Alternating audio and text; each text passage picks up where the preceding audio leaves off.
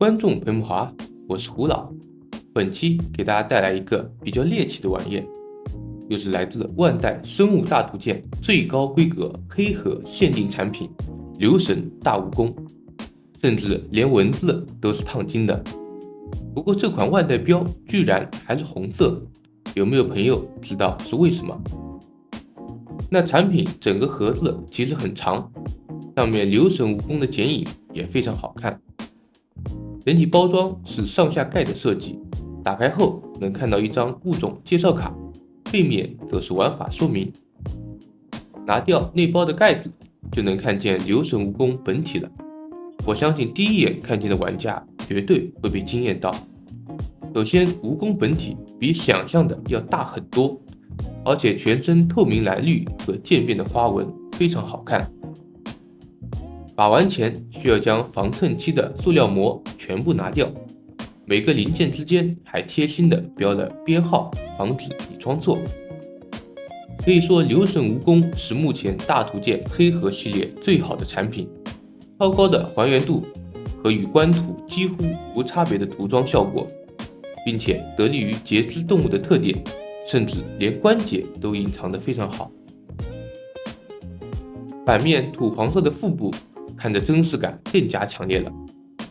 流神蜈蚣根据官网介绍，是位于日本冲绳发现的新物种，在中国台湾地区也有出没，是世界上第3种半水栖蜈蚣。最明显的就是其翡翠色的足部和蓝黑色的身体。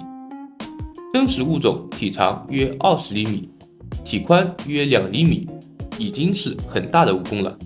万代则更夸张，玩具长度靠近50厘米，放大了将近2倍多，简直恐怖。不过这个尺寸放在手臂上把玩和拍照呢，非常吸引人。对比同系列万代扭蛋，比例肯定也是不对的，但是呢，作为玩具看着很唬人。万代现在通过扫描的技术，比较好的再现了蜈蚣头部的结构以及两侧的4个单眼。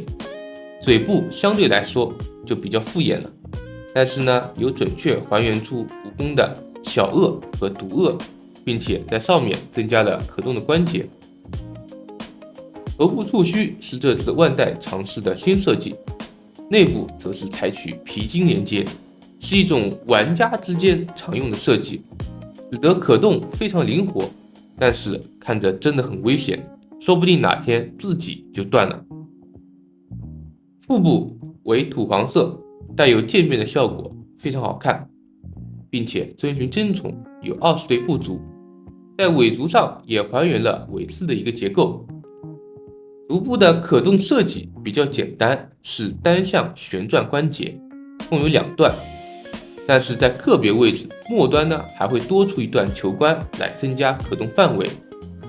身体每段活动关节上都有遮挡零件，几乎不会穿帮。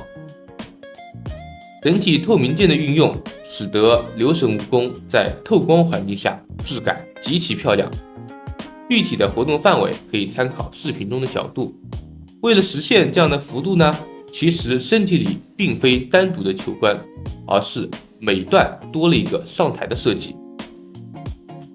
所以调整好重心，即使不用支架，流神蜈蚣也能摆出站立的一个姿态，看上去相当吓人。配合上多段的关节，不用特地的去研究，也能在手里快乐的把玩上很久。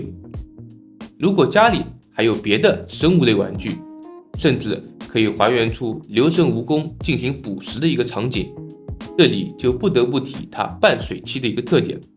食谱中除了昆虫外，还会有小鱼、小虾，甚至螃蟹。那引用站内的视频，可以看见流神蜈蚣剥蟹的手法很熟练，还是个老吃家了。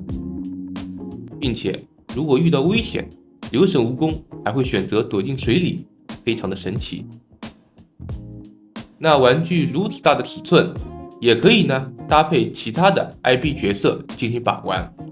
这个时候，流神蜈蚣将化身关卡 BOSS， 给人一种很强的压迫感。即使是随便放在家里，也非常吓人了。那在紫光灯的照射下，透明件呢也会透露出一种诡异的感觉。虽然我很喜欢这次万代出的流神武功，但产品本身依旧有很多缺点。首先是遮挡零件上，为了区别方向，居然将箭头直接刻在零件表面，我直接打个问号。蜈蚣的触须里面是皮筋，看着非常不持久，而且全透明的关节同时也很危险，并且有的透明件里还能看见气泡，非常无奈。全是尖刺的足部，在把玩的时候呢，其实比较扎手，因为身体太长而导致整体关节几乎撑不住。虽然可动性已经很不错，但是无法做到跟真正蜈蚣一样，头部可以弯曲到身体上的这样一个幅度。最后呢，就是多多少少出厂就会有的漆面瑕疵。那以上就是本次万代流神武功的全部内容了。作为一款国内定价开到1300块钱左右的玩具，我觉得呢有惊喜也有失望，但是考虑到流神蜈蚣本身也很稀有，这次万代能出，作为玩家我还是比较高兴的。更何况玩具实物是如此的漂亮和具有搭配性呢。我是胡老，我们下期再见，拜拜。